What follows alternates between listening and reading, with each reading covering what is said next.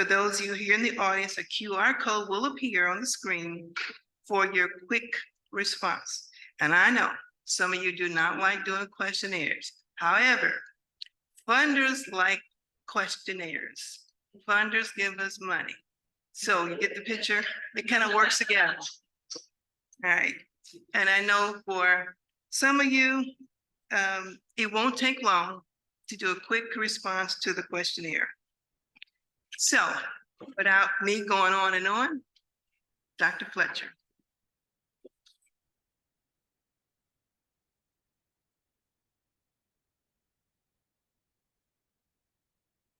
Good evening. Can you, everybody hear me? Yeah. Wonderful, wonderful. I am excited to be here this evening. Thank you, Miss Ophelia. Thank you to Freetown Village. I am an Indianapolis native. I was born and raised here. And between, Mama Portia, between Asante Art Institute and Freetown Village and elders like Portia Scholler Jackson, I have the skill to stand before you today and tell you the things that I'm going to tell you because I learned the power of not only our history and our community, but the power of storytelling. And so I'm grateful for you and all that you have bestowed upon me in the past several decades. I am grateful to the IUPUI Center for Africana Studies, my second home, and our fearless director in the back, Dr. Les Etienne, and of course the Joseph Taylor branch of ASALA, as well as Indiana Landmarks and Indiana Humanities. So I am a historian who specializes in 19th century US history, specifically with a focus on race and gender, crime and confinement. And so the Gilded Age and Progressive Era, so that period of American history between 1880 and mid-1920s, depending upon who you ask, that is where I tend to live. Right. And in this period is where you see the women's suffrage movement, you see the club women's movement, you see all of these things happening. It's quite an active period. And so I'm happy to share a bit with you about Black women in the club movement at the turn of the 20th century. And so tonight we will dig into what's happening nationally, and then I'll introduce you to a particular organization that existed here in the city of Indianapolis that I just think is fascinating. So yeah, that's it. Okay, all right, so the 19th Amendment to the US Constitution, of course, it granted the right to vote to women, yeah? And it was ratified 103 years ago this month in August, August 20th, if I'm not mistaken. It was the culmination of a decades-long fight for suffrage and a movement that we continue to celebrate and study an entire century later. Although the 19th Amendment permits women to participate in the voting process, that right was not equally applied to all women in the United States, nor was the journey to the 19th Amendment fair and equitable. So tonight I'm going to delve into the history of women's voting rights and Black women's participation in the suffrage movement. The 19th Amendment reads, the right of citizens of the United States to vote shall not be denied or abridged by the United States or by any state on the account of sex. And that's section 1. Section 2 reads that Congress shall have the ability to enforce the first section as it sees fit. And that's with any amendment that that's in the Constitution.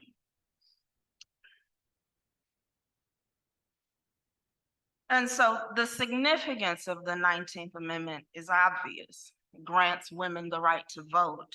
But many Americans believe that before 1920, women couldn't vote at all. That's a myth. That's not true. The first woman to vote, as recorded in the archive, was a white woman by the name of Lydia Chapin Taft.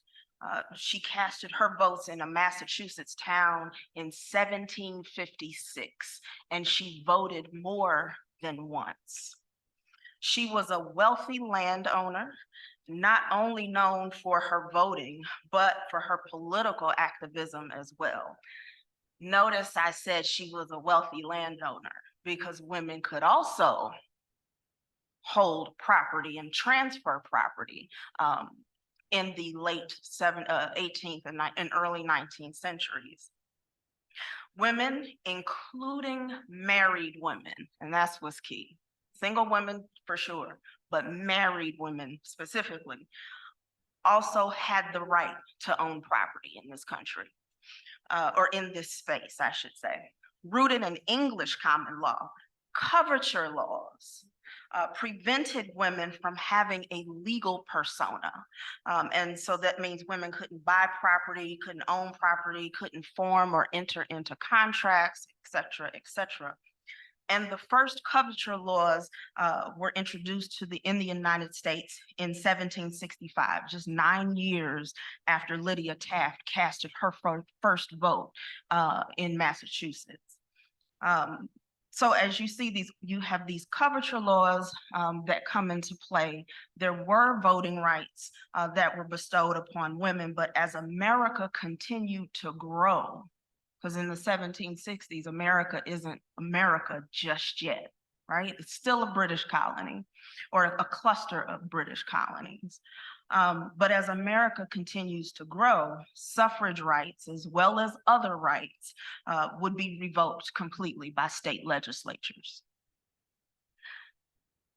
In 1787, the gentleman who drafted the Constitution established a recognized government and national identity, giving states the authority to define voting qualifications. Each individual state had the ability, of course, not only to set their own laws, but to also determine who had the ability to vote.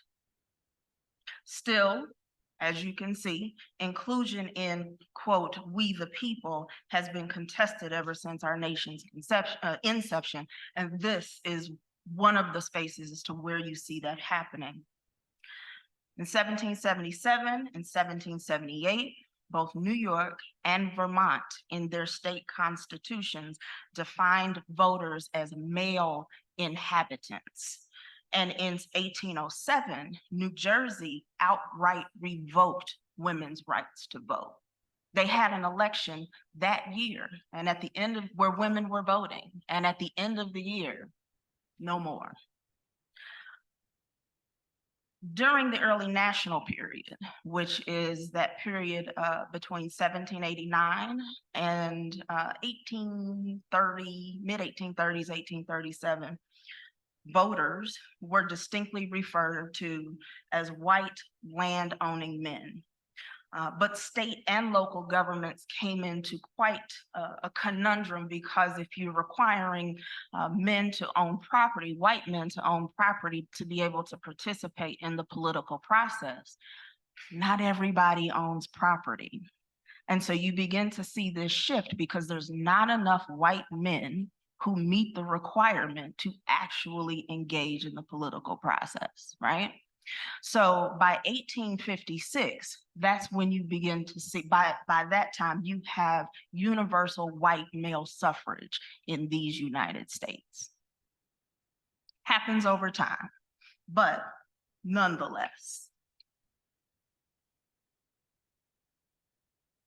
In the 1830s and 1860s, this is the antebellum period, slavery is in full swing. And you not only have this abolitionist movement that is in full swing in the United States, but you also begin to see this women's movement sprout out of that. Suffrage activism actually grew out of the abolitionist movement in the 1830s. Folks such as Sarah and Angelina Grimke testified to the perils of slavery by comparing the experiences of enslaved Black men, women, and children to the plight of white women homemakers. And their testimony and subsequent writings influenced women's rights activists to mobilize. By 1840, women's rights activists began organizing and protesting legislation that enforced social, excuse me, social restrictions and the political exclusion of women. But this was rooted in a comparison of the lives and experiences of white women to that of enslaved Africans in these United States. We know that there is no comparison. Nevertheless, that's the root or the origin of what would later become not only the suffrage movement, but women's rights in general. And these activists were foot soldiers in this abolitionist movement. They politicized their work and were politicized by their work in the movement, the abolitionist movement. Folks like Elizabeth Cady Stanton, we all know who she is, don't we? She was a treat. And Lucretia Mott, and 300 other participants, including Frederick Douglass. They formally established the movement at what we now know as the 1848 Seneca Falls Convention. And even though there was a spotlight on voting and women's rights, the question of race was ever present. Even though when we learn about Seneca Falls and we learn about the early women's rights movement, that connection between race and suffrage and race and equal rights, they're often separated, right? So then we have Reconstruction, the period after the Civil War, 1866 to 1877, when it's actually shut down. And suffrage strategies changed after the Civil War. And it was quite clear after the war that white women desired the right to vote in order to have measures of power that were equal to that of their husbands and sons and so forth. Whereas Black women had an interest in the right to vote, not only for themselves, but also for Black men and children as a source of empowerment in order to have control over their communities, in order to have control over their lives, and this new concept of freedom that has come to the forefront after the war. And more importantly, and we'll get further into this in just a second, it was a way to combat the racial terror unleashed on Black communities during Reconstruction. Despite facing increased racial violence, African Americans capitalized on short-lived social and political power amassed during Reconstruction. And if you're not familiar with the details of Reconstruction, we could be here for the next 2 weeks talking about Reconstruction and all that it entails. But what is important is that you have a war that ends and you have millions of people who are not only reeling from the shift between enslavement and emancipation, everyday life in this space is quite challenging. Living in this space where this is the only war outside of the revolution that has taken place on American soil, and that soil is tainted with sickness, with lack of clean water, with lack of food, but you still have people who are fully aware of the promise and the possibility that sits before them. And during Reconstruction, the 15th Amendment, we'll talk about in just a second, granted Black men the right to vote, and Black men did just that. they voted. And not only did they vote, they were elected to some of the highest offices, not the highest, but some, including folks like Hiram Revels, who was the first Black man to serve in the United States Senate, representing the state of Mississippi. But at one point, Hiram Revels lived right here in the city of Indianapolis. He was a preacher. And so Black folks are taking advantage of these spaces during Reconstruction. And many Black communities focus that power, not only taking advantage of the voting process, but also creating educational opportunities for Black children. Schools and historically Black colleges are established in this time period with community efforts and support from the Freedmen's Bureau and other philanthropists from the North. But the passage of the 14th Amendment introduced gendered language into the Constitution, explicitly defining the voting process as a male right. And so the 14th Amendment defines citizenship.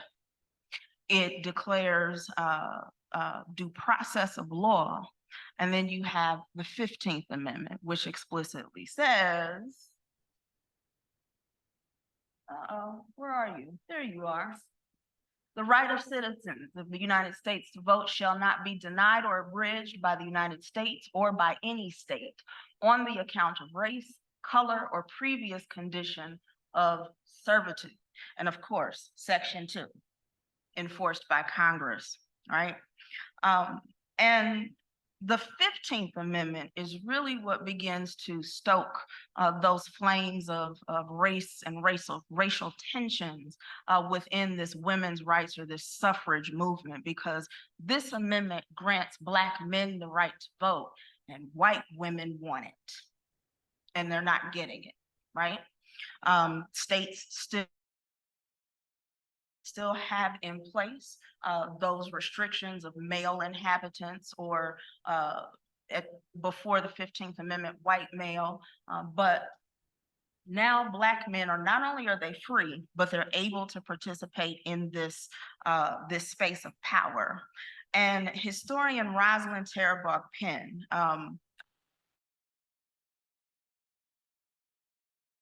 there are three: the 13th, which abolishes slavery, except for punishment of a crime. We can connect that to voting later on. 2, the 14th Amendment, and then 3, the 15th Amendment.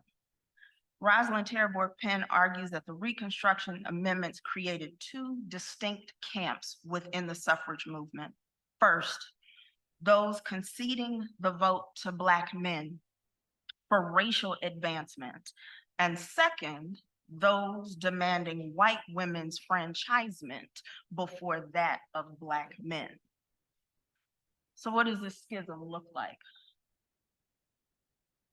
We'll come back to Sojourner Truth. All right.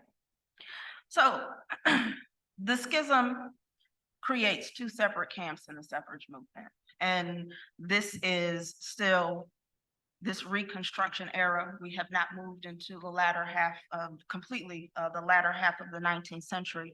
And suffragists such as Susan B. Anthony and Elizabeth Cady Stanton sided with white supremacist ideologies. They were not in favor of granting the right to vote to Black men in the 15th Amendment. But at the same time, folks such as Julia Ward Howe and Lucy Stone established the American Women's Suffrage Association, which did side with the 15th Amendment, and continuing the fight for universal suffrage regardless of race. This shift was nothing new, as Elizabeth Cady Stanton she continued to liken the plight of white homemakers to that of the enslaved during the antebellum period. And her post-emancipation advocacy did not, by any stretch of the imagination, include rights for African Americans. So we love these people. We love these people. These are celebrated figures, celebrated heroes of the American women's rights movement. But the division of race threatened the progress of the movement, because we're not talking about rights for all women. Not when it comes to this faction of the movement. Stanton and Susan B. Anthony went so far as to accept the financial support of known pro-slavery supporters. And Stanton went so far as to pin her racist positions in the widely circulated suffragist newspaper called Revolution. Threatening the nation of fearful, quote, fearful outrages on womanhood, especially in the southern states. And so again, we often hear of Stanton, Elizabeth Cady Stanton, and she's championed as both this trailblazing suffragist as well as an abolitionist from the antebellum period. But let me be the one to remind you that opposing slavery does not mean that you are not a racist. Okay.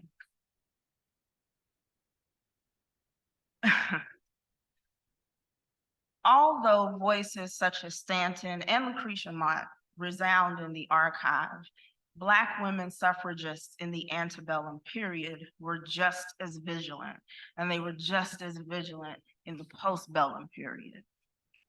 Black women such as Mary Ann Shadd Cary, Sarah Redmond, and Sojourner Truth argued against the sexism and racism lodged in their journey for franchisement. They were not only concerned about the right to vote, but a Black woman's right to autonomy in the face of any man, Black or white. In her 1867 speech before the American Equal Rights Association, Sojourner Truth declared, "There is a great stir about colored men getting their rights, but not a word about colored women. And if colored men get their rights and not colored women get theirs, you see the colored men will be masters over the women. And it will be just as bad as it was before, not only making a case for Black women's voting rights, but demonstrating the perils of sexism within the Black community." And so it's important to note when we're talking about the women's rights movement,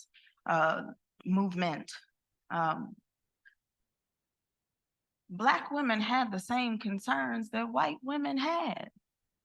They were worried about education for their children. They were worried about sanitary conditions. They were worried about how they and their babies were going to eat. They were worried about financial stability and independence, all of these things. But they also had the extra added concern of race in these United States, and how not only race, but patriarchy can limit the freedom and movement that they had for themselves and their children.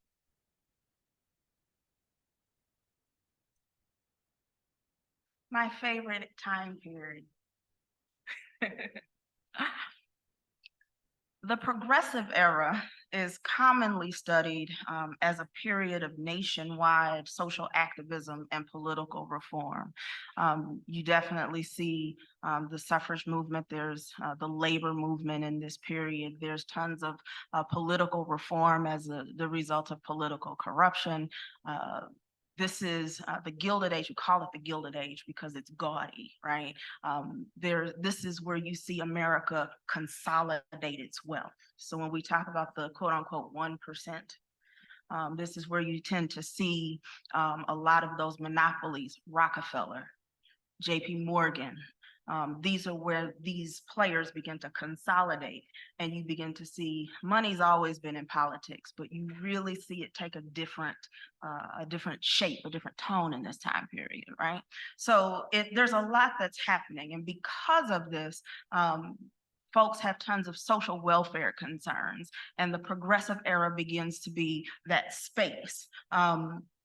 Social reformers such as Jacob Riis and Jane Addams sought to draw attention to and address economic and social ills introduced by the growth of American industrialization.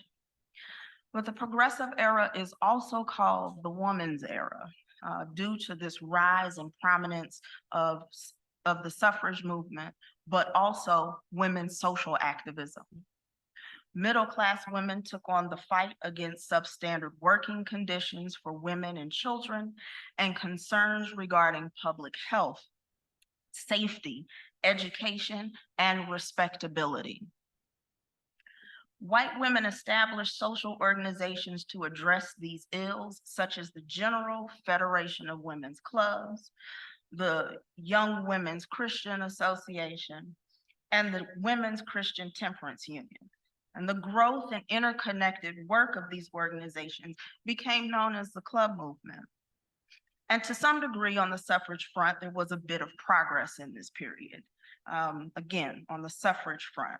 In the 1890s, several states began to move towards some form of suffrage, whether it was full voting rights or limited voting rights in particular types of elections, such as school board candidates. Colorado in 1893, Utah and Idaho in 1896, New York in 1917, and Oklahoma and South Dakota in 1919, all opened up lines for women's suffrage in some way, whether it be full suffrage or a limited form of suffrage. Indiana even attempted to make strides toward women's suffrage with a limited election bill in 1917, and I believe it was specifically for school board elections, but it was rescinded shortly after its passage. So as a historian of the progressive era, I always pose this question. This era of American history, it was progressive, yes, but for whom? Bless you. Bless you. Women's clubs addressed the needs and concerns of white women, although, again, women of color shared similar struggles. And Black women were typically barred from membership from these progressive era groups, which is no surprise, as this women's era is also referred to as the nadir of American race relations due to the rise in racial violence, as well as activism in response to it. In addition to the everyday concerns shared with white women, Black women carried the burden of labor, sexual exploitation, lynching, and consistently working to prove or validate their own humanity. But Black women also had their own club and began establishing colored women's clubs nationwide to advance social reform agendas. In 1896, the National Association of Colored Women was formed as an umbrella group for local and regional Black women's organizations. The NACW, as we'll shorten the title, was first led by Mary Church Terrell, and it took up voting as one of its leading causes and instituted the Equal Suffrage League to organize local chapters to work towards voting rights. The NACW viewed the right to vote as a struggle for women and Black men disenfranchised by legislation and mob violence. Because remember, Black men at this point can vote, but when they attempt to vote or when they attempt to register to vote, they're typically met with some sort of threats or the prospect of lynching. And this is the turn of the 20th century. We still see that in the 50s, in the 60s, in the 70s, even in the 70s. And Black suffragists established their own organizations. They didn't always necessarily work exclusively with other Black organizations. There were leaders who were willing, when possible, to work with white organizations. And one of those Black suffragists was Josephine St. Pierre Ruffin. She joined the Massachusetts Women's Suffrage Association, and she was also affiliated with the American Women's Suffrage Association in 1875. She published the Women's Era, the newspaper, first newspaper for and by Black women, where she vehemently campaigned for voting rights. And although she was able to navigate the AWSA, the American Suffrage Association, she was shunned by the General Federation of Women's Clubs in 1900. And going forward, you see the segregation between the clubs begin to widen. So we know that the 15th Amendment's guarantee of, excuse me, Black male voting rights also increased racial violence. But Black men were consistently met with the potential for this mob violence when they began registering to vote. And the country experienced an increased number of lynchings. It's important to note that there's two things happening at the turn of the 20th century, in the early 1900s, 19-teens. There's two things that's happening. Black men are voting. You have all of these social reforms that are happening. But in the mid-19-teens, 1914, World War I starts. Guess who's serving? Black men. And a lot of times you see Black men who are engaged in military service, especially in this period, as a way to demonstrate their fitness for citizenship. And you'll see the same in World War II with the Double V campaign, another story for another time. But these men are coming home, and they're coming home in their uniforms, and they're coming home trained by these United States. And they have gone abroad to serve, to be in service of this nation and in service of so-called democracy. And when they come home, they are met with nooses and guns and everything else.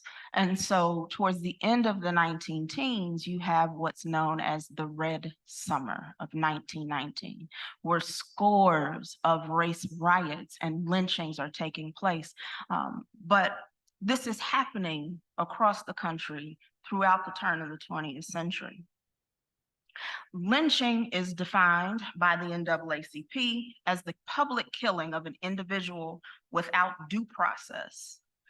White folks used these mob killings during the 19th and 20th centuries as a method of social control against African Americans, as well as some immigrant communities in the United States as well. While the term lynching typically evokes images of hangings, the methods of torture and murder employed included, but were not limited to, mutilation, shootings, burnings, decapitation, and the desecration of bodies. The mob often collected parts of the body to display in their homes, while other participants took pictures and sold those images as postcards to commemorate the event. And the most common catalyst for lynching was the accusation of rape or murder of a white woman by a Black man. These charges were more often than not fictitious, but it reinforced the ideas of white supremacy, Black criminality, and the lack of fitness for citizenship. And of course, if there's no fitness for citizenship, why do you have the ability to vote, right? And so this was not above or beyond the suffrage movement. In fact, it was intricately woven into the suffrage movement. And that myth of the Black male racist permeated the push for white women's suffrage. And support for lynching and mob violence, you could find it all across the country, but you could definitely find it amongst white suffragists. This is Rebecca Latimer Felton. She was the first woman elected to the US Senate, and it was a special election, right? She wasn't there very long, but nevertheless. In 1897, She publicly supported the lynching of Black men as a method of protecting white womanhood. In a speech, she said, "When there is not enough religion in the pulpit to organize a crusade against sin, nor justice in the courthouse to promptly punish crime, nor manhood enough in the nation to put a sheltering arm about innocence and virtue. If it needs lynching to protect woman's dearest possession from the ravening human beasts, then I say lynch 1,000 times a week if necessary." This is a suffragist, somebody who is interested in someone's equal or human rights, or equal rights, I should say, voting rights. She was not alone in these sentiments. Not at the turn of the century, not even into the 20th century. Again, I said Elizabeth Cady Stanton. She was something.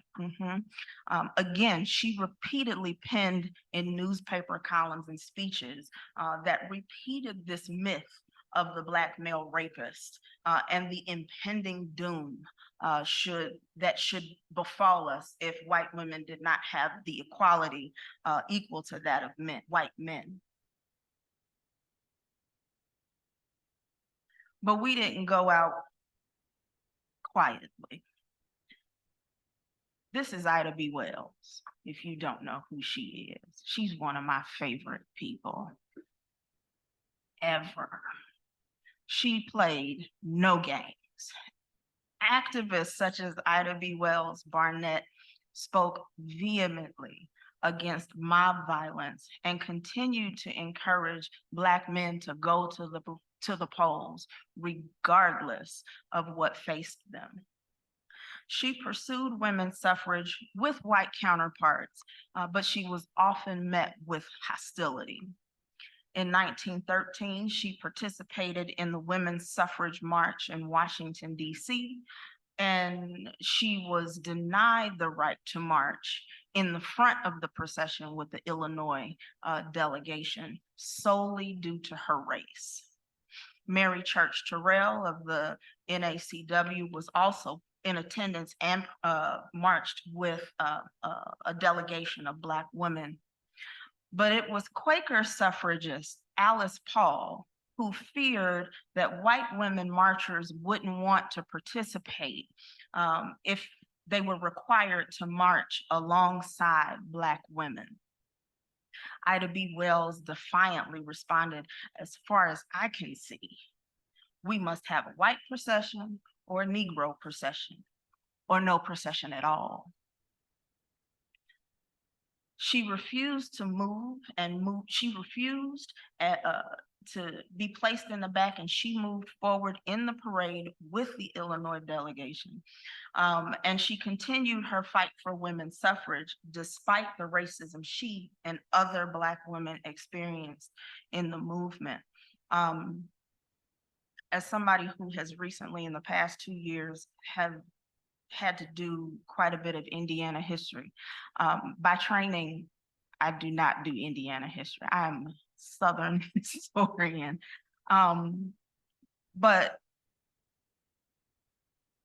I'm often, asked questions about the Quakers and the Quaker movement. And there's this belief, much like the 19th Amendment. The 19th Amendment, we have that because women could never vote. And that's not true.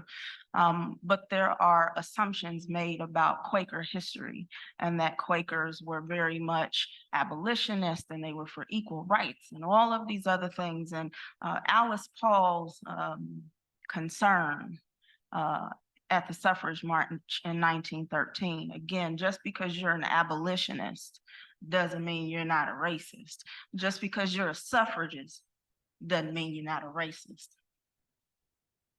I digress. In the same year, 1913, Ida B. Wells Barnett established the Alpha Suffrage Club, which was one of the first Black suffrage organizations in this country, but it did so much more than just suffrage, right? The Alpha Club served as a social welfare hub, engaged in community education, published newsletters, but it also played a vital role in the election of Oscar DePriest, who was a Black man, and his election to the U.S. House of Representatives. In the decades after the suffrage movement, Ida B. Wells became one of excuse me, the first Black women to run for political office. She ran for the Illinois State Senate and served as a delegate at that time for the Republican National Convention.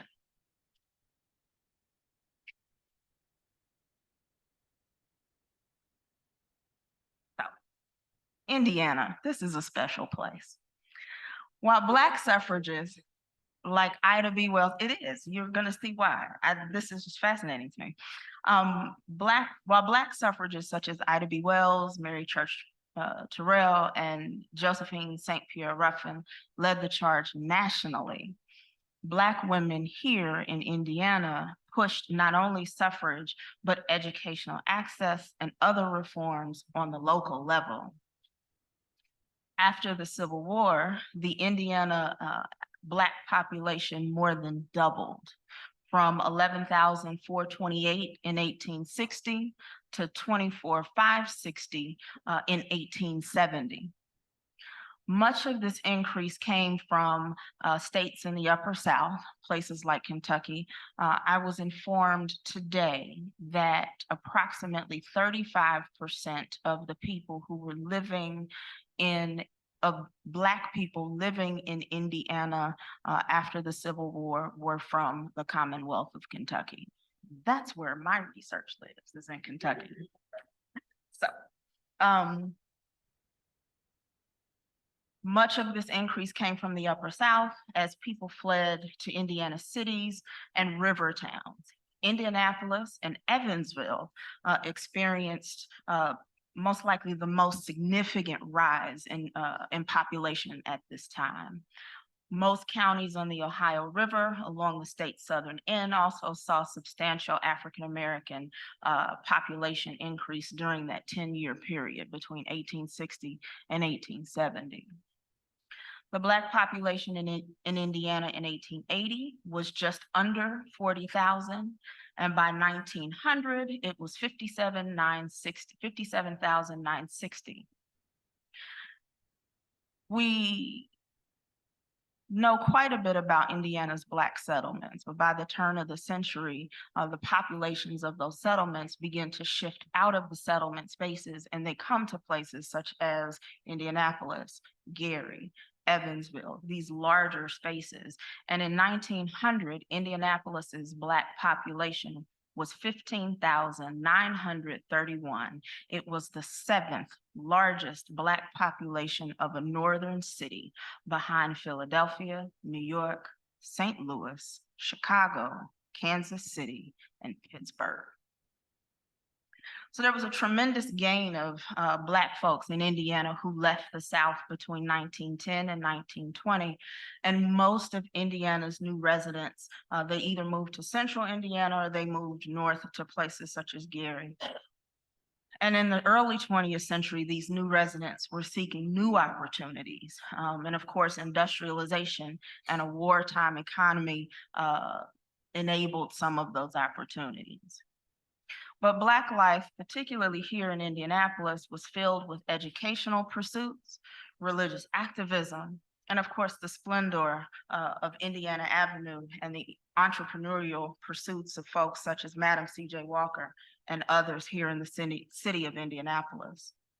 And the state's growing economy may have provided some opportunities for new residents, but those opportunities were also met with a host of challenges rooted in race.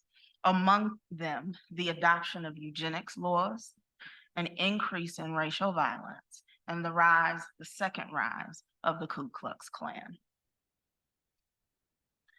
In progressive era Indianapolis, thousands of Black women worked collectively across socioeconomic lines to address social welfare concerns, religious fellowship, and political activism. Local women joined organizations such as the NACW, the Indiana State Federation of Colored Women's Clubs, and voting organizations such as the Colored Women's Republicans Club, the Equal Suffrage Association, and here in Indianapolis, Branch Number 7, which was established in 1912 as a part of the Equal Suffrage Association. Their first meeting was held in Madam C.J. Walker's home, and a lot of their initial leadership were comprised of school teachers in the area here, in the city. One of Indianapolis's most fascinating Black women's clubs was the Women's Civic Club, the WCC. Has anybody ever heard of them? Never. Guess what? It's the Indianapolis chapter of the NAACP. It started in 1894 as a needlework group. And they, for 14 months as the WCC, the membership and leadership, even though on paper they were the NAACP chapter, it was restricted to women, and so was the leadership of the organization. Members of the WCC established an education fund and rural library and investigated reports of discrimination in the city. They published their activities in the Indianapolis Recorder and surveyed political candidates' positions on election issues, ensuring that when Black men went to the polls, they were well informed. The WCC also challenged Indiana's Jim Crow laws. And so typically, you know, in our minds, we have this North-South dichotomy. Oh, the South is bad, the North is not. The North is just as equally as shady as the South, okay? And in 1885, the state legislature passed a separate accommodations law. It wasn't always enforced in Indiana, but nevertheless, it was on the books. And according to historians Earlene Ray Ferguson and Anita Morgan, when the local parks commissioner here in the city of Indianapolis barred Black children from entering city parks, the WCC publicly labeled him as a, quote, enemy of the Negroes, end quote. And they assisted Black women in filing complaints against local businesses and other city entities for discriminatory practices. And this is at the turn of the century, 1910s, 1920s. For 14 months, this politically savvy Black women's organization in Indianapolis thrived as the city's first NAACP chapter. But in 1914, the organization opened up its ranks and began admitting men into its membership. And sometime after, membership declined. I believe it's Earlene Ray Ferguson's work. She found a quote from Robert Brokenberg in the 1920s or 1930s. I'd have to go back to my notes to check it out for sure. But he commented on the status of the NAACP chapter here in Indianapolis versus its founding as the WCC, and he called it a, quote, shadow of the former organization. So that's how much movement and how much traction the WCC had. Despite the change in local leadership, NAACP leadership and demographics, Black women in Indianapolis pressed forward with political activism, as in the 19th, the 19th Amendment took hold. Black women in Marion County registered to vote, registered others to vote, served as poll workers, and they casted their own ballots.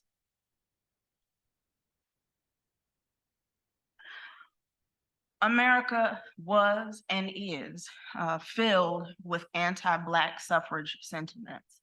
As interest in voting rights grew among Southern white women, Northern white women began to dismiss the notion of Black women's suffrage to gain the support of white women suffragists. The increase of the Black female population in the South also encouraged this spike amongst white Southern suffragists, and that boom of voting women was viewed as a possible way to counter Black women's votes should that right for the right to vote be given to Black women.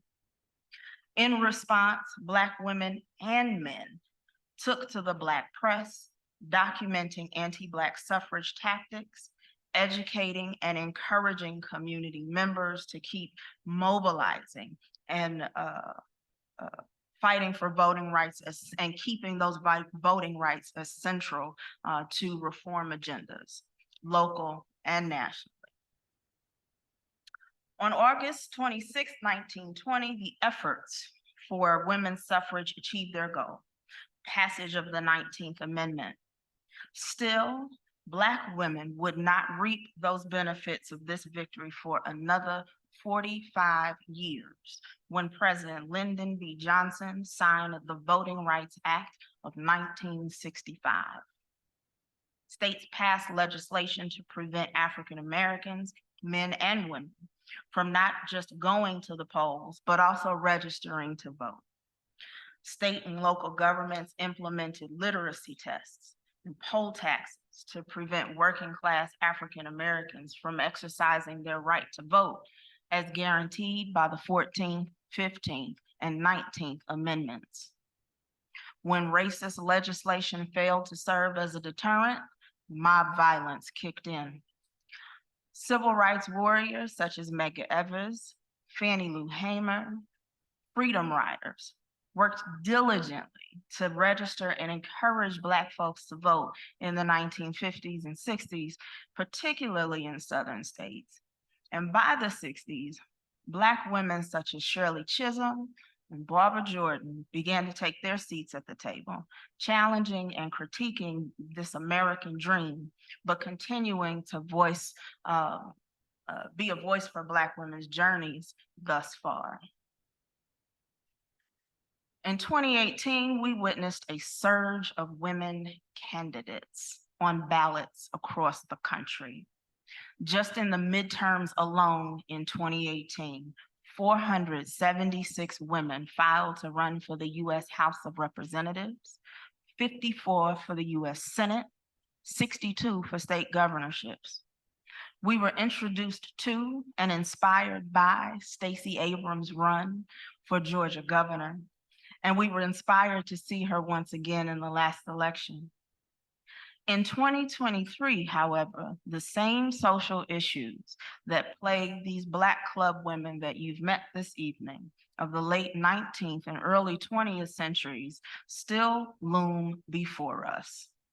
We are fighting against inequalities in education and healthcare, discriminatory practices, and the outright erasure of the history that I've shared with you this evening.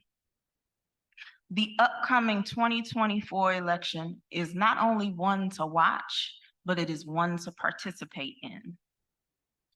The ballot will include the office of the president, 34 of the 100 seats in the United States Senate, all 435 seats in the House of Representatives, and 13 states will select a governor, all in the second election since the overturning of Roe v. Wade. There's a lot at stake, but it's also an opportunity for Black women to shine. I want you to be mindful of three people in this upcoming election. In its existence, there have been 2,002 people elected and serving in the United States Senate, 2002. Two of them are Black women. Carol Moseley Braun, who was elected in 1993 representing California. 24 years later, Kamala Harris was elected, same state, into the United States Senate. There are 3 Black women in 2024 that are strong contenders for 3 of those 34 seats in the United States Senate. Angela Also Brooks of Maryland, Barbara Lee of California, and you know who she is because she's currently in the House of Representatives. So she's hoping to make that switch. And Lisa Blunt Rochester of Delaware. All 3 are continuing to carry on the legacy of Black suffragists from the antebellum period to the progressive era. The advancements offered by the 19th Amendment do not result from a unified front. Race was a dividing factor in the suffrage movement, and that single issue nearly stopped the movement entirely. And today we're able to celebrate the 19th Amendment, but our democracy, y'all know this isn't a democracy, right? There's poli-scientists and political scientists here. This is a republic, but that's another story for another time. Okay, the democracy continues to be overshadowed by issues of race and gender in the American electoral process.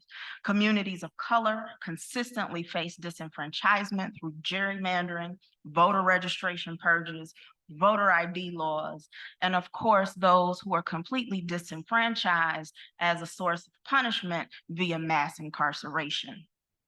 We celebrate the 19th Amendment as a victory for women's rights. But still, it should also serve as a reminder that the amendment did not grant the right to vote to all Americans, and many of us continue that fight 103 years later. Thank you.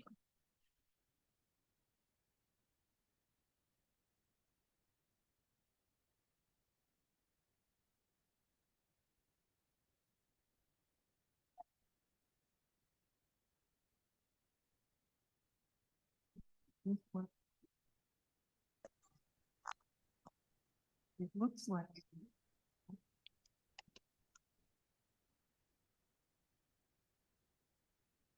Okay, now it is. All right, thank you, Charlene, for this. And on the heels of, I don't know how many of you were watching Fox News last night around 9 o'clock. I see people shaking their heads. Definitely not. But there was, you made a point about women, and I think all these years, there's only one woman on the Republican ticket who's a contender for the office of president. But at this time, I want to open it up for questions. If you have a question, I want to make sure that you speak into the mic so that it can be recorded. But surely you have plenty of things to think about. You raised some very interesting information subjects. So I'll give you a chance. You're sitting there looking at me like, I don't know what to say. But something will come to mind.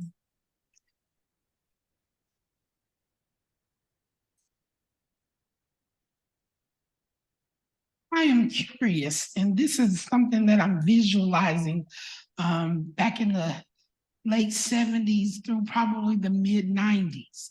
Going down Martin Luther King, Northwestern, Michigan Road, whatever you call it, West Street. I'm thinking it was south of Crispus Attucks, but possibly definitely before we get to Michigan Street, there was a house that sat on the west side of the street, and it was a women's club. And I want to know, was that where the WCC's founding office was? But it was, I think they've torn the house down now, but I can see it. It usually was a gray 2-story home, and in front of it, it said women something. And I even think it says something about federation, but I'm thinking WCC might have been their home. I will defer to Eunice on that one because she knows all of the buildings in the city of Indianapolis. Not all of them.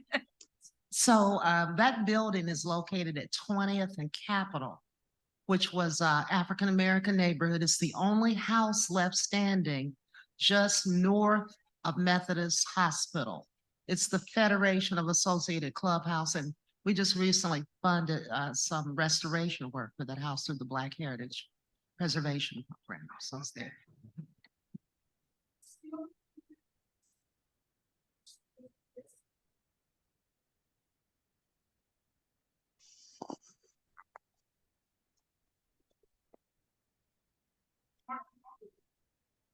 It's on On West Street. Street, right. No, no, no, no, I I don't can- remember a women's club being there I can, during our time, anyway.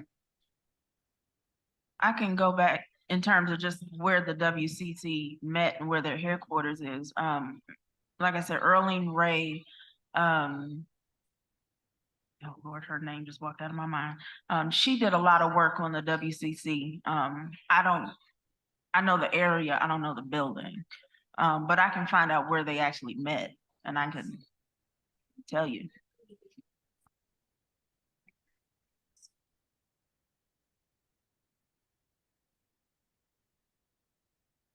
Thank you so much. This was very informative. So with the Quakers, is you made the point about the Quakers. We've all been taught how instrumental the Quakers were in the abolitionist movement. And so just kind of as you were going along, I just assumed that they would take the same position of advocating for Black rights, even in suffrage. And so why do you think that we haven't heard the story about Quakers' position on women's suffrage? For the same reason, I think that, you know, those are difficult conversations, and to actually discuss the history, you're challenging a standard narrative. There are scholars who have written about Quakers, and again, you know, we think of them as abolitionists. The title of the book escapes my mind, but the book is about the schism amongst the Quakers, and there was a faction of Quakers who were in fact abolitionists, and then there were another set that were slaveholders in Virginia and in North Carolina. And you see this schism that happens in the late 18th, early 19th century, if I'm not mistaken. And so you begin to see Quaker communities begin to disperse, and they're settling in spaces like Indiana and Pennsylvania. And so again, you will find Quaker communities in the historical record that were staunch abolitionists. But they simply did not believe in slavery. It's not that they believed that Black folks were in fact fit for citizenship. And it's not all Quakers. It's definitely not all Quakers. There were plenty of Quaker communities that did serve in the fight for abolition, but then also equal rights. But not all held that belief. But to challenge it, you're challenging that standard narrative. I also think it's difficult. History is complex. Nothing is ever cut and dry, black and white, ever. That's what makes it fun to actually study, right? But being able to have those difficult conversations and to navigate those complex scenarios, be they political, be they economic, be they gendered, whatever the case may be. Sometimes we find ourselves shying away from those conversations because the complexities are so deep and they're so real. We have a question in the chat. Coming out of slavery, did the Black community have a more matriarchal or patriarchal society? What was the condition of families and women's roles in keeping families together? That's a big question. So immediately after the war, there is this, the Civil War, there is a pressing need for families to reconnect. There is a pressing need to define families, and folks are going as best they can in search of family members, in search of loved ones that they thought that they may never have been able to find or see again. But in terms of mothers and motherhood, Black mothers always find themselves, well, I shouldn't say always, Black mothers tend to find themselves in as a, I don't want to say a nucleus in the family, but it is what it is. Because even in the antebellum period, we think about those who are fleeing to freedom. And there's this idea that folks are just running north and they are quote unquote runaways or fugitives. And that's not always the case. Truancy was a significant way of having a respite from enslavement. And a lot of times you see, particularly in the South, you see Black women who they may flee into the woods, they may flee into town if they're being hired out or what have you, and it gives them a moment away. But if their children are tied to a particular enslaved space, they'll go back. And so you see similar things happening in the postbellum period as well. So I hope that answers the question. We'll find out. Okay. You have a question?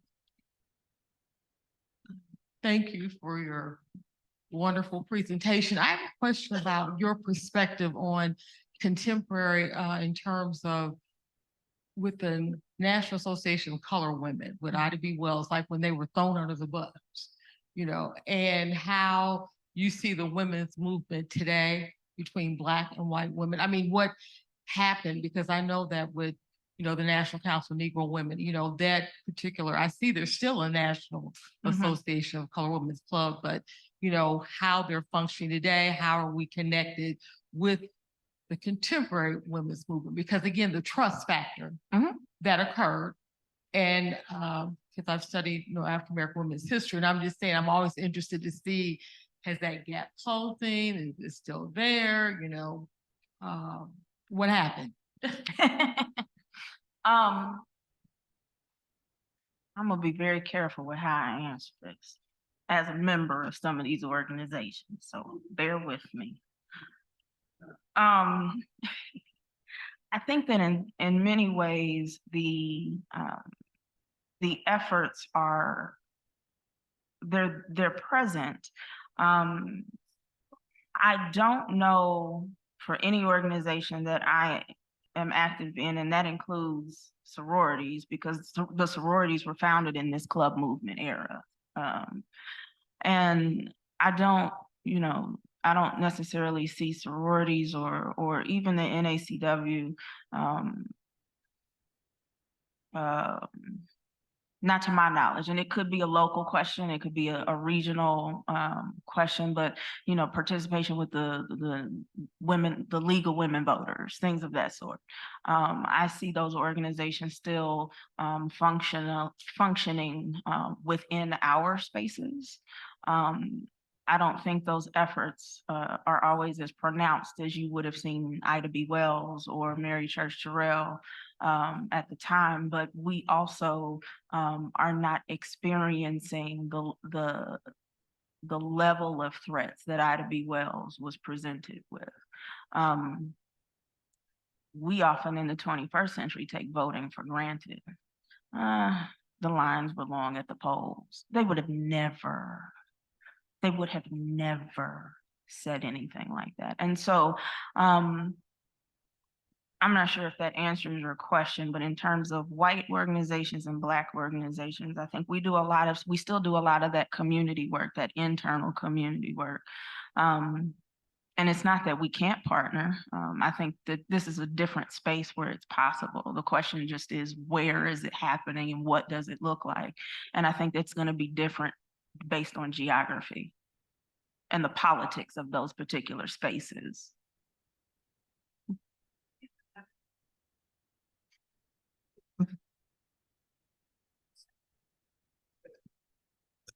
Hey, all right. We have another question in the chat. You mentioned Hiram rebels. Yes. The question is, where did Hiram rebels live?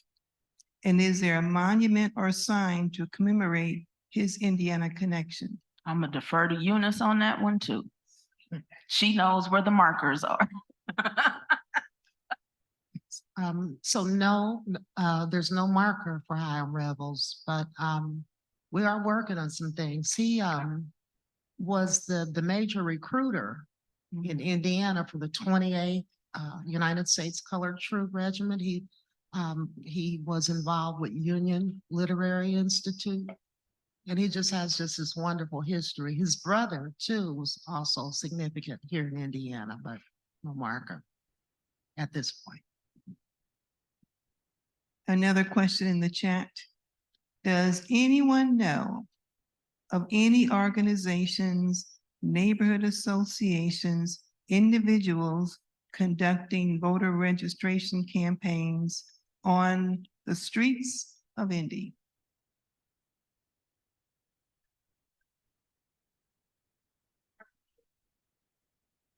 Apparently, currently, yes. Apparently, currently, yes. I think yes, now. Do you?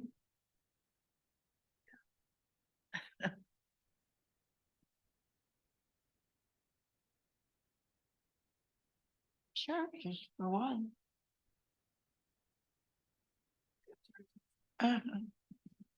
So the answer is churches. A lot of the churches are doing voter registration. Dr. Valley McCray is doing some voter registration, and she is going to run for our House of Representatives. You can Google Dr. Valerie McCray. She recently ran for, she's going to festivals, but if you look at her website, she has voter registration information.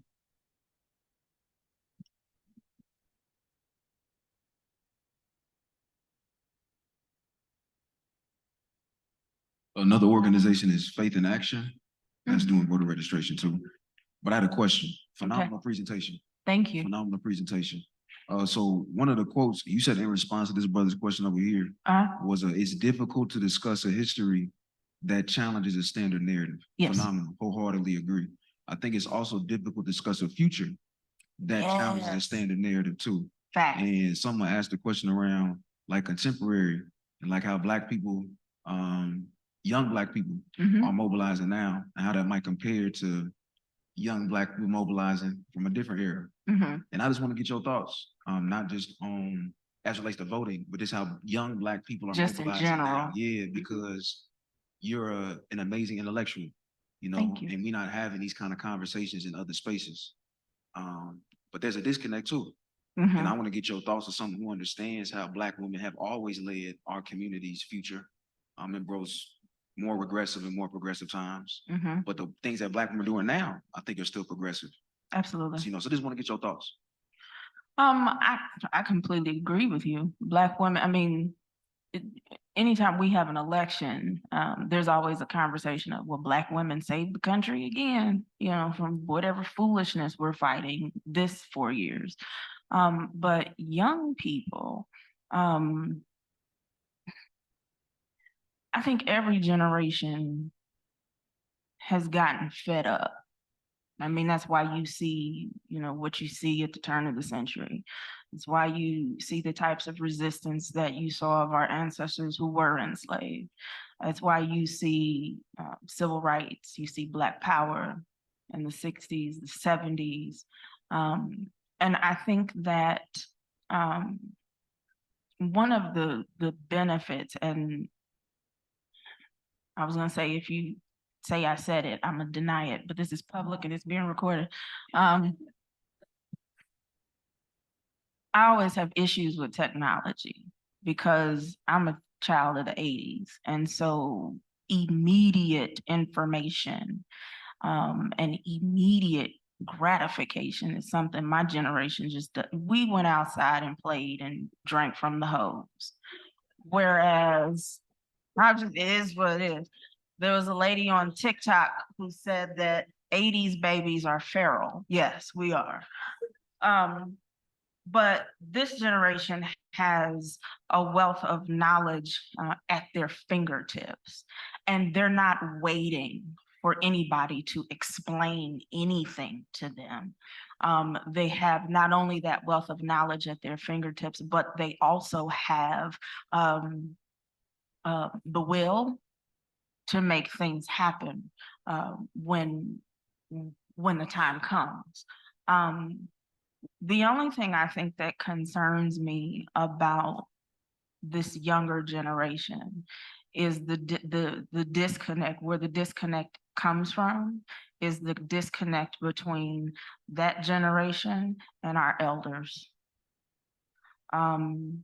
Because just because you have information at your fingertips, you don't know everything, number one. And number two, they've lived more. Google can't tell you everything. And they've lived longer, they lived more. And so I think that respect should be there. Because it's one thing to read about Ida B. Wells. I mean, nobody in this room is gonna be able to talk to her. But you can talk to somebody who was in the Black Panther Party just 40 years ago. You can talk to somebody who knows Assata Shakur. You can talk to somebody who sat in the room when Malcolm X was speaking, you know, and Google can't tell you how hearing Malcolm's voice made them feel. Malcolm's voice makes me feel some sort of way when I'm listening to it on my iPhone. I can't fathom sharing space with him. And so I think that that's one of those disconnects. The knowledge is there, the fight is there. But I think that it could be even stronger if there was a stronger connection between our young people and our elders.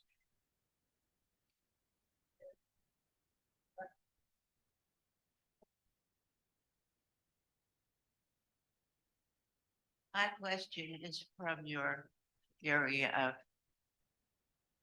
Reconstruction Yes, ma'am. era. Yes, ma'am. There's so many disparities and how racism ties into the Reconstruction period as from the political standpoint, as we got public housing, we got public health care. I mean, I don't consider them gains. Because they actually destroyed our patriotism and our willingness to grow from the what was offered. And we didn't take advantage of that because we weren't allowed. Okay. You had okay, maybe.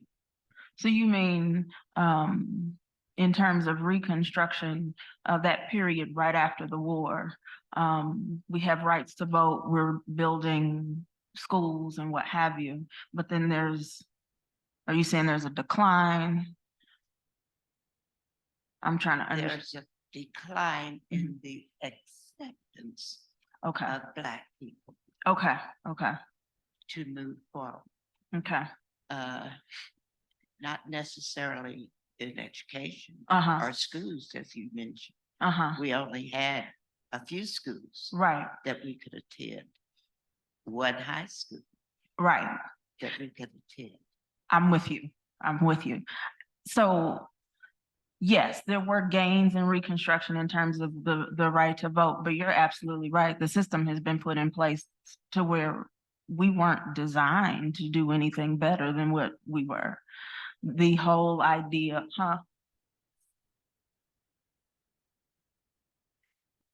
Yes. Yeah, but the system, it's the system that puts the system in place that blocks us. That's what tells us what we're allowed to do. We're not expected to be more than what the system wants us to be. And when we are, it's destroyed. That's what happened in Tulsa.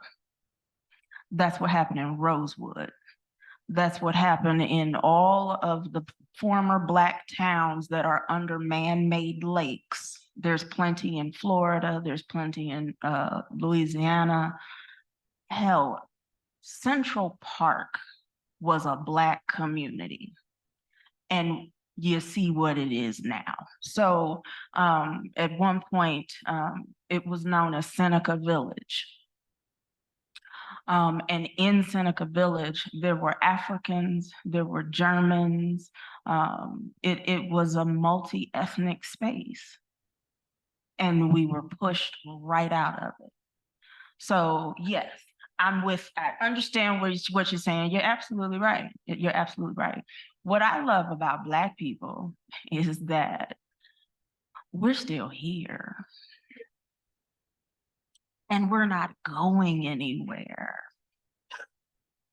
Despite all of these things, and I think that goes back to your question about young people and the disconnect, our young people need to know about these things. They need to know about Tulsa.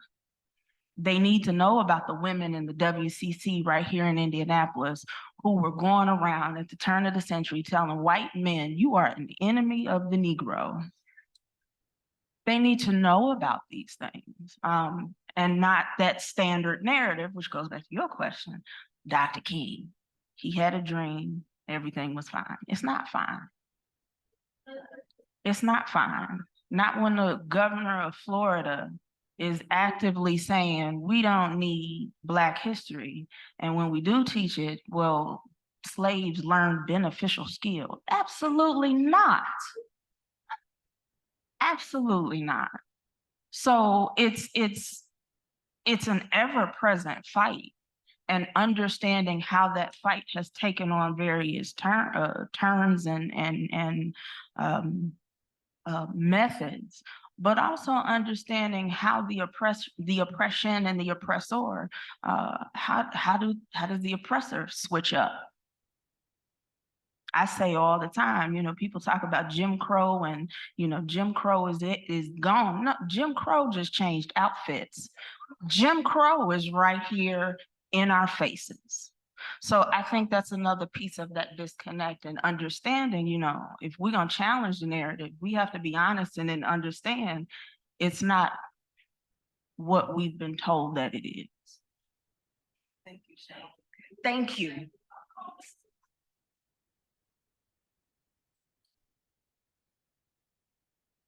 Well, this was very, very, very interesting.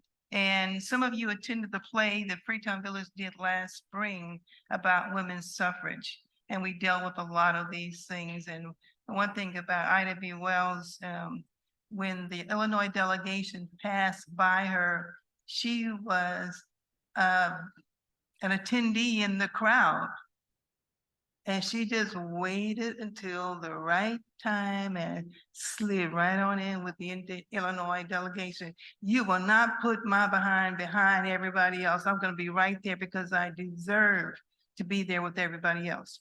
But our time is up. I want to keep us to our time. Some of you still have some additional questions. Charlene will be here, and I'm sure she'll be excited to respond to your questions until the lights go out, and then we'll all have to go somewhere else.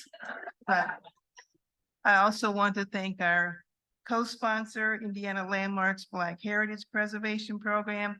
And if units of you are not here tonight, we've been struggling trying to find those answers to the questions that has to deal with our story. You've been very valuable, and the work that you're doing with the Black Heritage Preservation Program is very valuable. Our stories, our people, our places, our things need to be preserved, and the elevation of the meanings need to be told.